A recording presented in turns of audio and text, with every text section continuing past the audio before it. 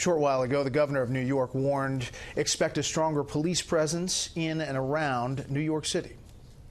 We will be vigilant, more police everywhere.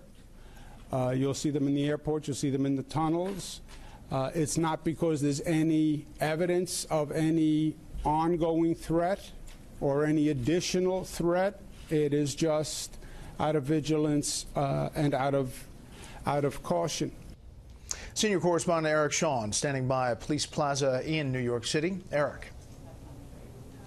Good evening, Brett. It is a day of pain, but New Yorkers are resilient, and we will not give in. Those are the words of New York Mayor Bill DeBlasio in this room here at police headquarters within the last half hour. It is interesting to note that there is that Jersey City connection to this case and previous attacks, radical Islamic terrorist attacks in this city. We're told that that Home Depot pickup truck was rented from a Home Depot in Jersey City. That is where the Ryder van was rented back in 1993 that was used to drive down into the garage of the World Trade Center to blow it up. But officials here, when I asked, would not say if there were indications that if this indeed is radical Islamic terrorism right now. They won't confirm that, nor will they confirm if there is a wider international net or tentacles of a foreign terrorist organization involved in this, or if this suspect, 29 years old, is self-radicalized.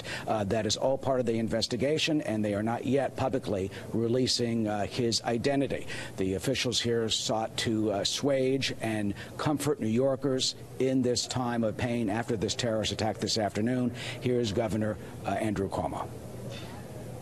New York is an international symbol of freedom and democracy. That's what we are, and we are proud of it. That also makes us a target for those people who oppose those concepts. And we've lived with this before. We felt the pain before. We feel the pain today. But we go forward together, and we go forward stronger than ever. We're not going to let them win. Well, for decades, New York has been the target of radical Islamic terrorists. The first, really, back in 1990, the shooting of Rabbi Meir Kahane in a Midtown hotel by El Sayed Nosair. He was a follower of the cell of the blind Sheikh Abdurrahman from Jersey City. They went on to be convicted of a landmark terrorist plot to bomb the Holland and Lincoln tunnels. And then, of course, there was the 1993 bombing of the World Trade Center and dozens of other plots that have been disrupted. One, a car bomb set in Times Square, thankfully did not go off. And of course, there was the bombing on 23rd Street in the Chelsea neighborhood of Manhattan by a New Jersey man. He had recently been on trial. Mayor Bill DeBlasio referenced the history of this and the attitude of his fellow New Yorkers. Here's Mayor DeBlasio. Based on the information we have, we know of 8 innocent people who have lost their lives and over a dozen more injured.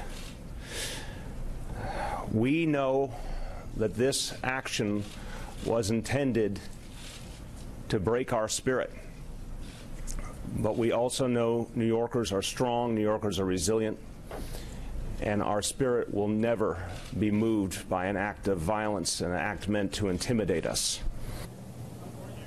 The New York City Police Department has a wide-ranging anti-terrorist effort. There are New York City police detectives actually stationed and posted in world capitals around the world to deal with this. There's also the Atlas program, in which officers patrol Midtown Manhattan and sensitive sites. And Deputy Commissioner John Miller here referenced the SHIELD program, in which at least 20,000 private businesses over the past few years have been contacted with indications and told what to look for potential terrorists. That did include 148 truck rental sites. So clearly this Home Depot will be a center of investigation of how the suspect apparently may have been able to rent this van and, of course, this pickup truck. And, of course, if he has been on any databases in the past, anything that's terror-related. And as of tonight, the focus does go to the annual Halloween Day Parade, which is a festive, raucous event in Greenwich Village. We will be reporting from there later on tonight.